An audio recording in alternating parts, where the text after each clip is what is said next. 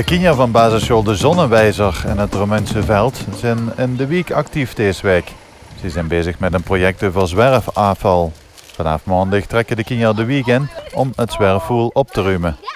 Het is namelijk echt opvallend hoeveel zwerfvuil ze tegenkomt als ze door het Romense Veld loopt. Waarom doen we dit, het zwerfafvalproject? Voor een mooie veld. Voor het mooie veld. Ja, dat is een goed antwoord. En waarvoor nog? Dat het mooi uitziet en zo. Dat het er mooi uitziet. En jullie...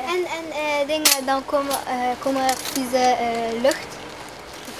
En voor het Voor het milieu, ja. Al die rotzooi, het zwerfafval, het gaat allemaal in de grond, gaat zich dat vermengen. Ja, en dan krijgen we een slecht milieu.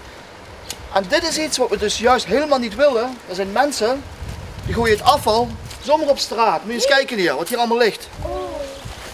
Kijk hoe jullie dat laten zien. En iedere week moeten we dat 3 keer in de week, doen we dat van Moveo uit, doen we dat opruimen. We hebben dat nu bewust even laten liggen om jullie dat te laten zien hoe het niet hoort.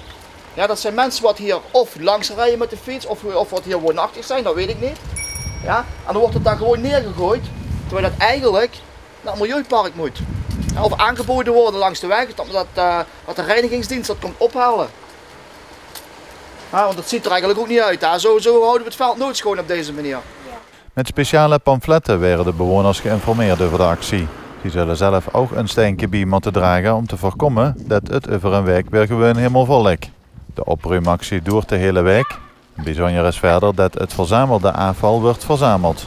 En straks één grote afvalberg moet vormen. Op die manier wil de school aandacht vragen hoeveel zwerfvuil dat er opgehaald is door de kinderen. En dan pas de kinderen ook nog wijzen op de gevolgen van zwerfvuil.